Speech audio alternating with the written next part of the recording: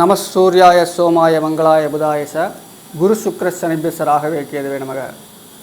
கடவுளருள் YouTube channel நேயர்கள் அனைவருக்கும் அன்பான வணக்கம். அனைவருக்கும் இனிய ஆங்கில புத்தாண்டு நல்வாழ்த்துக்கள்.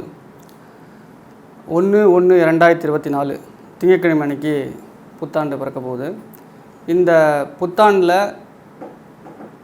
நமக்கு பொதுவாக எப்படி இந்த புத்தாண்டு இருக்கும் அப்படின்னு சொல்லி கேட்டிங்கன்னா, இந்த புத்தாண்டை பொறுத்த வரைக்கும் பொருளாதார ரீதியாக ஒரு நல்ல முன்னேற்றத்தை, உலக அளவில் பொருளாதார மாற்றங்கள் வரக்கூடிய காலகட்டம். மே மாதத்திற்கு பிறகு ஒரு முக்கியமான பொருளாதார ஏற்றத்தை மாற்றத்தை இந்த உலகமே சந்திக்க போகுதுன்னு சொன்னால் கண்டிப்பாக அதில் மாற்றுக்கருத்து இருக்காது. அதே மாதிரி மருத்துவத்துறையில் மிகப்பெரிய ஒரு புரட்சி நடக்க இருக்கிறது. குறிப்பாக இந்த ஆர்டிஃபிஷியல் இன்டெலிஜென்ஸு, இந்த மாடர்ன் டெக்னாலஜிஸ். ஏன்னா மீனத்தில் ராகு இருக்கார். அப்போது மாடர்ன் ட்ரீட்மெண்ட்டுக்கு ஒரு மைல்கல்லாக இந்த காலகட்டத்தில், இந்த ஒரு வருட காலகட்டம் ஏதாவது ஒரு முக்கியமான நிகழ்வு, முன்னேற்றம் மருத்துவ ரீதியாக நடக்கிறதுக்கான வாய்ப்பு இருக்குது. குறிப்பாக கேன்சருக்கான ட்ரீட்மெண்ட், கேன்சர் ட்ரீட்மெண்ட்டுக்கான ஒரு தீர்வு, ஒரு மருத்துவம் அப்படிங்கிறது இந்த வருடம் கண்டுபிடிப்பாங்க. ஆராய்ச்சிகள், நிறைய ஆராய்ச்சிகள், எஸ்பெஷலி இந்த வைரஸ் சம்மந்தப்பட்ட ஆராய்ச்சிகள்லாம் புதுசாக வரக்கூடிய நோய்கள் எந்த மாதிரியான தாக்கத்தை கொடுக்கும், அதுக்கு என்ன சொல்யூஷன் அப்படிங்கிறதெல்லாம் இந்த வருடம் ஆராய்ச்சியாளர்கள் கண்டுபிடிப்பாங்க. அதேபோல் ஆன்மீகவாதிகளுக்கு சற்றே கடுமையான காலகட்டம். மே மாதம் வரைக்கும் கொஞ்சம் அவர்களுக்கான அவமான குறைவுகள் இதெல்லாம் ஏற்படுறதுக்கான வாய்ப்பு இருக்குது. பெண்களை பொறுத்த வரைக்கும் கவனமாக இருக்க வேண்டிய காலகட்டம். பெண்கள் தேவையில்லாத பிரச்சனைகளை சந்திக்கிறதுக்கான வாய்ப்புகள் இருக்குது. பொதுவாக இந்த புத்தாண்டை பொறுத்த வரைக்கும் லாபங்கள், பெருவாரியான லாபங்கள் கிடைத்தாலும் இந்த அதிகப்படியான விரயங்களும் இருக்கிறதுக்கான, ஏன்னா மீன ராசியில் ராகு சஞ்சரிக்கிறார் இந்த வருடம் முழுதும்.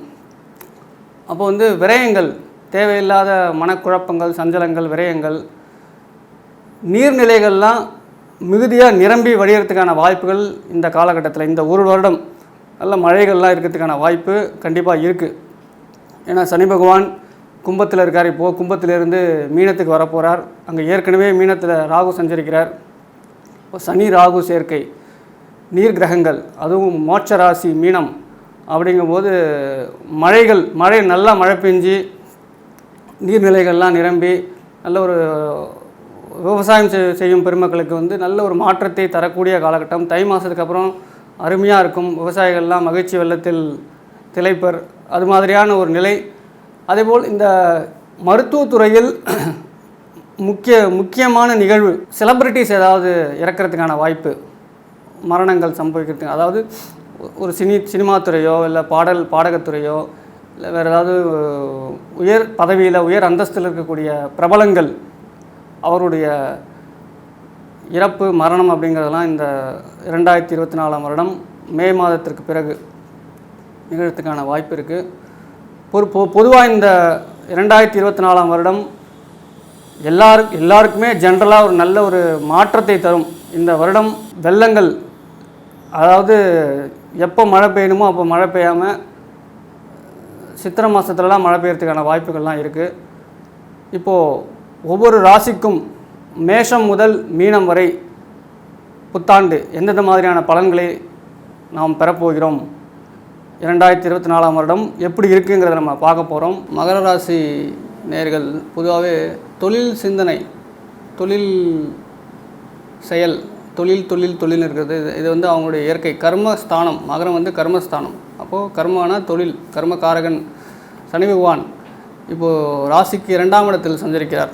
அதாவது ஜென்ம சனி விலகி இப்போ பாத சனியாக வந்திருக்கு. பாத சனி வந்தாலும் நீங்கள் இன்னும் கொஞ்சம் கவனமாக இருக்க வேண்டிய காலகட்டம் தான்.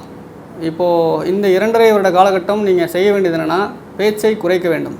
பேச்சால் சில பிரச்சனைகள், பேச்சால் சில குழப்பங்கள், தேவையில்லாமல் பேசுகிறது, இல்லைன்னா நம்ம கரெக்டாக பேசினாலும் அதை கன்வே ஆகும்போது, இன்னொருத்தங்களுக்கு போய் ரீச் ஆகும்போது சரியாக ரீச் ஆகாமல் தவறான ஒரு கண்ணோட்டத்தில் அவங்க நினைக்கக்கூடிய வாய்ப்புகள் இருக்குது. ஸோ அதனால் கவனமாக, பேச்சில் கவனம் அப்படிங்கிறது நீங்கள் தாரக மந்திரமாக எடுத்துக்கொள்ள வேண்டிய காலகட்டம் 2024 வருடம். மகர ராசிக்கு தர்ம சிந்தனை உண்டு. காதல் வயப்படுவார்கள். காதல் சிந்தனைகள், தர்ம சிந்தனைகள், இன்னொருத்தருக்கு ஒரு ஹெல்பிங் மைண்ட், இதெல்லாம் வந்து இயற்கையாகவே மகர ராசி நேயர்களுக்கு உண்டு. ராசி அதிபதி செவ்வாய் 2ஆம் இடத்தில் சஞ்சரிப்பதால் வருமானங்கள் மேம்படும். வருமானங்கள் இதுநாள் வரையில் இருந்த வருமான தடை இப்போது நீங்கி வருமான முன்னேற்றம், வருமானத்தில் ஒரு ஏற்றம், எதிர்பாராத தன வரவுகள். ஏன்னா ஜீவனத்தை கொடுக்கலன்னா யார் கொடுப்பாங்க? ஸோ ஜீவனக்காரகன் உங்களுக்கு சனி தான். அவர் வந்து உங்களுடைய ராசிக்கு 2ஆம் இடத்தில் சஞ்சரிக்கிறார். உங்களுடைய ராசிக்கு 8ஆம் இடத்தை குரு பார்க்கிறார். 8ஆம் இடம் 8, 10, 12 இந்த 3 பாவத்தையும் குரு பார்க்கிறார். அப்போது தேவையில்லாத வம்பு வழக்கு, கோர்ட்டு கேஸு, அவமானம்னு நீங்கள் அலைஞ்சிட்டு இருந்தீங்க இத்தனை வருஷமாக, கடந்த 2.5 வருடமாக அலைஞ்சிட்டு இருந்தீங்கன்னா இந்த காலகட்டத்தில் மே மாதத்துக்குள்ளே அதுக்கான தீர்வு ஒன்று கிடைக்கும். ஃபார் எக்ஸாம்பிள் வந்து டைவர்ஸ் கேஸுக்கு அலைஞ்சிட்டு இருந்தீங்கன்னா ஒரு அமிக்கபிளாக ஒரு பேசி முடிவு எடுக்கிறதுக்கான முடிகிறதுக்கான வாய்ப்புகள் இருக்குது.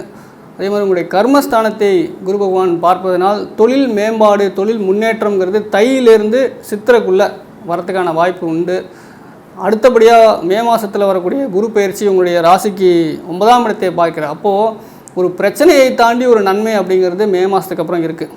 ஒரு குழப்பங்கள், பிரச்சனைகள், வம்பு வழக்கு, அதை தாண்டி அதுக்கப்புறமா ஒரு நல்லது நடக்கணுங்கிறது கணக்கு, அது நடக்கும். அதே மாதிரி தொழில் மூலமாக லாபங்கள், தொழில் மூலமாக ஏற்றங்கள், எதிர்பாராத லாபம் தொழில் மூலமாக கிடைக்கிறதுக்கான வாய்ப்பு மே மாதத்திற்கு பிறகு இருக்குது. உங்களுடைய சிந்தனை விரயங்கள் குறைந்து விரயஸ்தானத்தை பார்க்கிறார். சுப விரயங்கள் மூலம் நன்மைகள், சுப விரயங்கள் குறைந்து, விரயம் எப்படி இருந்தாலும் விரயம் தான். ஸோ விரயங்கள் குறைந்து சிந்தனை செயலாக்கம், உங்களுடைய நோய் எதிர்ப்பு சக்தின்னு சொல்கிறதுக்கான காரணம் என்ன கேட்டிங்கன்னா, இப்போ சமீபத்தில் ஆட்டோ நியூரோ டிசீஸ், அதாவது ரெசிஸ்டன்ஸ் பவரை குறைக்கக்கூடிய ஒரு நோய், இது வந்து பரவலாக எல்லாருக்கும் வந்துட்டுருக்கு. இதெல்லாம் வந்து மகர ராசியை பொறுத்த வரைக்கும் அலோபதியை தாண்டிய ட்ரீட்மெண்ட்டுக்கெல்லாம் சிந்திச்சாங்கன்னா நல்லது. அது ஹோமியோபதி, ஆயுர்வேதா, சித்தா, இது மாதிரியான சிந்தனைகள் போகும்போது, ஏன்னா ராசிக்கு 9ஆம் இடத்தில் குரு இருக்கிறார், ராசிக்கு 9ஆம் இடத்தில் கேது இருக்கிறார். இப்போ பூர்வ புண்ணிய ஆன்மீக ஸ்தானம், தர்ம சிந்தனை, புகழ், அந்தஸ்து, கௌரவம், இந்த 9ஆம் இடத்தில் இருக்கக்கூடிய கேது ராசியை பார்ப்பதனால் ட்ரீட்மெண்ட்டை வந்து நீங்கள் கொஞ்சம் மாற்றி யோசிச்சிங்கன்னா ட்ரெடிஷ்னல் ட்ரீட்மெண்ட்டு இதெல்லாம் கொஞ்சம் ஃபாலோ பண்ண 6க்குடைய புதன் ராசிக்கு 11ஆம் இடத்தில் இருக்கிறார். 6க்குடைய புதன் 11ஆம் இடத்தில் இருக்கிறதுனால் நோயின் தன்மை தீவிரம் அடைவதற்கான வாய்ப்பு இருக்குது. கேதுடைய பார்வையும் இருக்குது. ஸோ அதனால் இது மாதிரியான ட்ரீட்மெண்ட்லாம் செய்யும்பொழுது உங்களுக்கு நல்ல ஒரு மாற்றத்தை, ஏற்றத்தை கண்டிப்பாக கொடுப்பார். வரக்கூடிய குரு பயிற்சி மே மாதத்திற்கு அப்புறம் இந்த பாதசனியின் தாக்கம், வீரியம் அப்படிங்கிறது இன்னுமே குறைஞ்சி நல்ல ஒரு ஏற்றத்தையும் மாற்றத்தையும் கொடுக்கக்கூடிய நிலையில் தான் இருக்கார். மகரத்தை பொறுத்த வரைக்கும் சனி பகவான் ஆட்சி ஸ்தானத்தில் 2ஆம் இடத்தில் இருப்பதனால் உங்களுடைய ராசிக்கு 4ஆம் இடத்தை பார்க்கிறார், 8ஆம் இடத்தை பார்க்கிறார், 11ஆம் இடத்தை பார்க்கிறார். வழக்கை தாமதப்படுத்துவார். கவலைப்பட வேண்டாம். தாமதப்படுத்தினாலும் குரு பகவானுடைய பார்வை இருப்பதனால் சுமூகமாக முடியும். பழைய வீடு, மனை, வாகனங்கள் வாங்கிறதுக்கான வாய்ப்புகள் தேடி வரும். தாயாருடைய உடல்நிலையில் ரொம்பவே கவனமாக இருக்க வேண்டிய காலகட்டம், அதிக கவனம் செலுத்த வேண்டிய காலகட்டம். தாயாருடைய உடல்நிலையில் மகர ராசி நேயர்கள், தாயார் மட்டும் இல்லை, தாயார், மாமியார், சித்தப்பா, தாயார், மாமியார், சித்தி, பெரியம்மா, அத்தை, பெண் வழி உறவினர்கள், நெருக்கமான உறவினர்களின் உடல்நிலையில் கவனம் தேவை. ராசிக்கு 8ஆம் இடத்தை குரு பார்க்கறதுனால திடீர் அதிர்ஷ்டம் வரதுக்கான வாய்ப்பு இருக்குது. இந்த கையெழுத்து போடுறது, தேர்ட் பார்ட்டிக்கு கையெழுத்து போடுறது, ஜாமீன் ரெக்கமெண்ட் பண்ணுறது, இதெல்லாம் நீங்கள் குறைச்சிக்கிட்டால் ரொம்ப நல்லது, சேஃபாக இருப்பீங்க. 8ஆம் இடம் அப்படிங்கிறது வந்து புதையல், இன்சூரன்ஸு, திடீர் பணவரவு சொல்லக்கூடிய இடம். இது சார்ந்த நன்மைகள், வரவுகள்லாம் வந்து மே மாதத்துக்கு அப்புறம் நம்ம எதிர்பார்க்கலாம். அதுக்காக லாட்ரி சீட்லாம் வாங்காதீங்க. அதிர்ஷ்டத்தை நம்பியே நம்ம காலம் தள்ள முடியாது. உழைப்புங்கிறது ரொம்ப முக்கியம். மகரம்னாலே உழைப்புக்கான இடம் தான்.